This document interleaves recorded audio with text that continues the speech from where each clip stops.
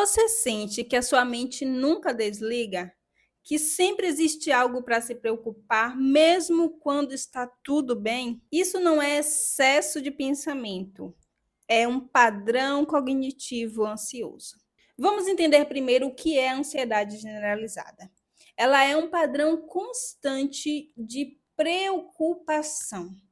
Não importa quais são as circunstâncias que você está vivendo, sempre existe uma preocupação.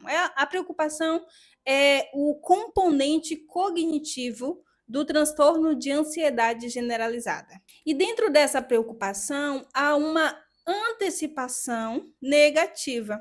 Né? A preocupação, como esse componente cognitivo, ela tem diversas funções. Tem um vídeo aqui, eu vou deixar linkado, que eu explico sobre as funções da preocupação. Mas, basicamente, aqui eu quero falar desse ponto em que há essa antecipação negativa. A preocupação, ela vai fazer com que você comece a enxergar cenários catastróficos, cenários ruins, diante de uma situação. Com que função, Bárbara? Para que você se movimente, para que você reaja, para que você faça as suas coisas, certo? Então, essa antecipação negativa que a preocupação vai fazer, que é muito comum, está intrinsecamente ligado com a ansiedade generalizada, que vai levando a diversos pensamentos até que você, de fato, se movimente para a resolução do problema. O X da questão aqui está no fato de que, numa ansiedade generalizada, a preocupação ela é patológica. E a preocupação patológica não permite que você haja em função de resolver o problema. Então, é como se você vivesse andando em círculo. A preocupação vai trazendo para você o tempo inteiro situações difíceis que podem ser geradas de cenários catastróficos que ela apresenta, mas ela não permite que você haja para resolver esse problema.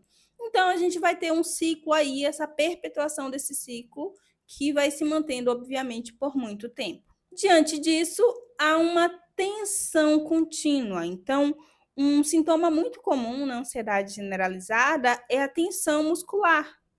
Dói aqui nos ombros, dói o pescoço, dói as costas. O tempo inteiro, a dor de cabeça também vai acontecer.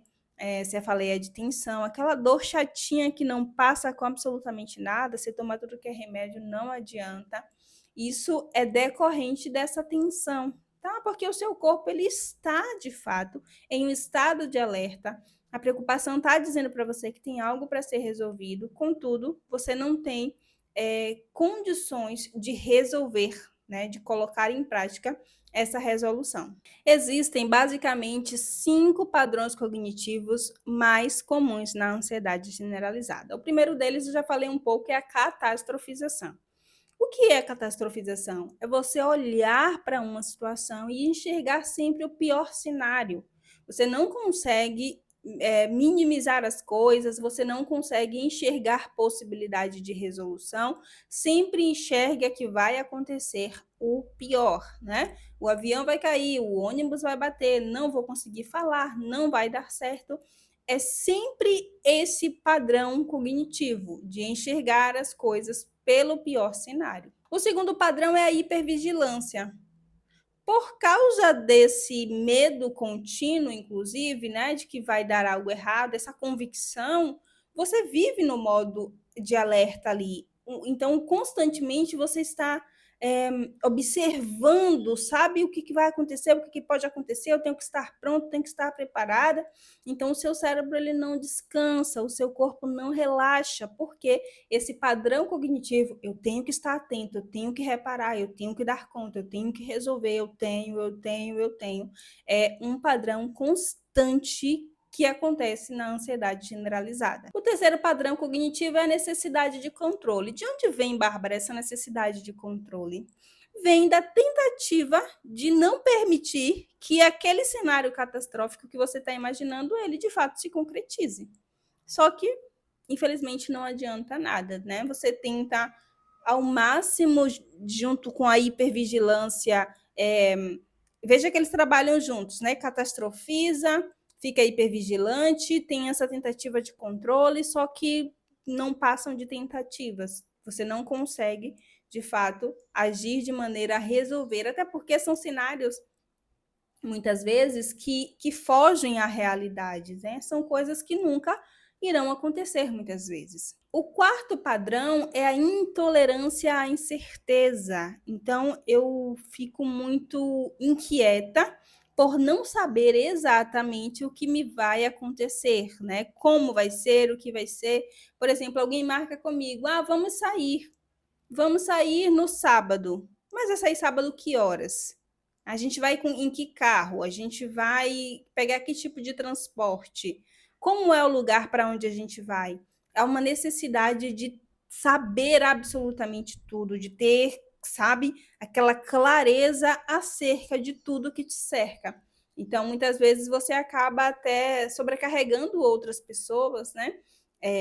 Por querer saber absolutamente tudo, controlar todas as variáveis, porque você tem essa intolerância à incerteza, você não suporta não ter certeza de determinadas coisas. E um outro padrão muito comum é o tudo ou nada, né? O pensamento do tudo ou nada.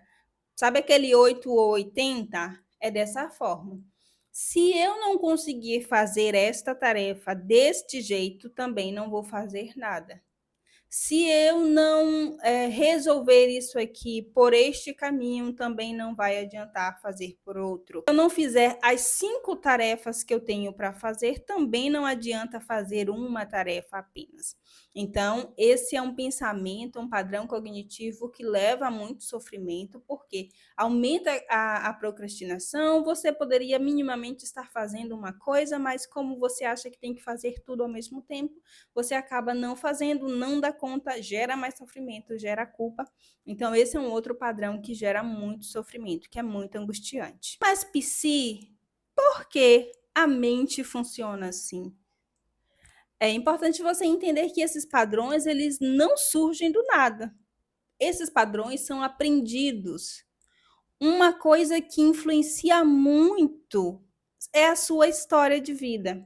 Então, eu costumo sempre falar isso porque pessoas que vêm de uma família, por exemplo, né, uma mãe, um pai que são extremamente ansiosos, sabe aquela mãe que quer tudo para ontem, extremamente inquieta, tá para lá, tá para cá, o tempo todo tem que fazer alguma coisa.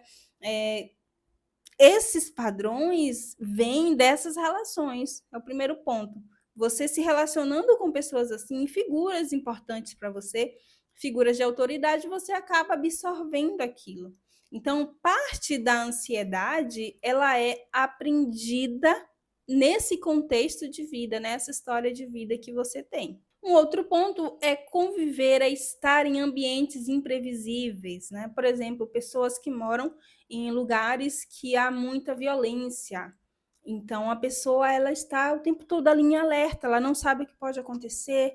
Daqui a pouco acontece, infelizmente, um fato, uma tragédia, mas em algum momento pode entrar alguém em casa. Tudo isso contribui para que esse modo de alerta seja ativado. Então, essa ansiedade ela não vem do nada. Isso foi aprendido ali ao longo da vida, ao longo da história. O ambiente onde você está, o ambiente onde você cresceu, contribuiu de maneira significativa para os níveis de ansiedade que você enfrenta. E nesse contexto entra também a questão genética, né? A predisposição genética, que faz também muita diferença. Se você já vem de uma família que o pai é ansioso, sua mãe é muito ansiosa, e isso é uma questão genética, com toda certeza há uma influência. Eu estou sempre dizendo o seguinte: não significa dizer que, porque há uma influência genética, você vai desenvolver isso, mas considerando os pontos que eu já trouxe, né, o contexto em que você vive, a sua história de vida, mais a genética, não tem como. Se tudo isso contribui para o desenvolvimento da ansiedade, desses padrões cognitivos disfuncionais, infelizmente não tem como a gente conseguir barrar isso. O que pode ser feito é prevenir, né? Mas para isso é necessário que haja uma clareza, e geralmente não existe. E aí, gente, também é importante saber, apenas ter conhecimento não resolve o problema. Entender não é o mesmo que transformar. Há uma necessidade de treino, tá? Então, eu já sei como funciona a ansiedade, eu já sei quão disfuncional ela é, eu já entendo sobre os padrões cognitivos, mas se eu não treinar isso de uma maneira assertiva, de uma maneira segura, eu não vou desenvolver esses novos padrões, eu não vou quebrar os padrões antigos. Então, só ter o conhecimento, só saber como funciona, infelizmente não resolve o problema. É necessário que haja uma prática estruturada. E isso você consegue dentro do treinamento que eu faço em TCC, você consegue dentro de uma sessão de psicoterapia bem estruturada, também dentro da terapia cognitivo-comportamental, porque não adianta saber, não adianta não mudar esses padrões a partir da prática. E não adianta você seguir qualquer coisa, seguir por qualquer caminho. É necessário que, de fato, seja uma prática bem estruturada, sabendo em que ponto exatamente você está mexendo ali, entende? E nesse processo, naturalmente, haverá uma repetição segura, entendendo os seus padrões particulares, entendendo as suas dificuldades, entendendo os seus limites. Então, não vai ser nada solto, não vai ser nada que, puxa vida, o que será que vai acontecer? É, aquela máxima de que eu vou só seguir isso aqui, esse passo a passo que todo mundo faz e vai funcionar exatamente como funciona para todo mundo. Na realidade, não, porque todos nós temos estruturas diferentes, todos nós temos histórias de vida diferentes. Eu sempre digo, pessoas que têm ansiedade generalizada, apesar de terem o mesmo transtorno, nunca vai ser a mesma coisa. Porque às vezes aquela pessoa tem uma ansiedade que está no nível médio, a outra tem uma ansiedade que está no nível grave, já muda muita coisa. Ou uma pessoa tem uma ansiedade generalizada, mas a depressão como comorbidade, tem outra que tem a bipolaridade como comorbidade, são muitas questões envolvidas. Por isso, realmente precisa de um olhar bem atento, um olhar bem cuidadoso, mas, de novo, só ter o conhecimento acerca do que é a ansiedade, de como funciona a ansiedade, não vai resolver o seu problema. Se você se reconheceu nesses padrões, saiba, eles podem ser modificados. No treinamento Adeus Ansiedade, eu ensino exatamente como você pode reeducar o seu cérebro.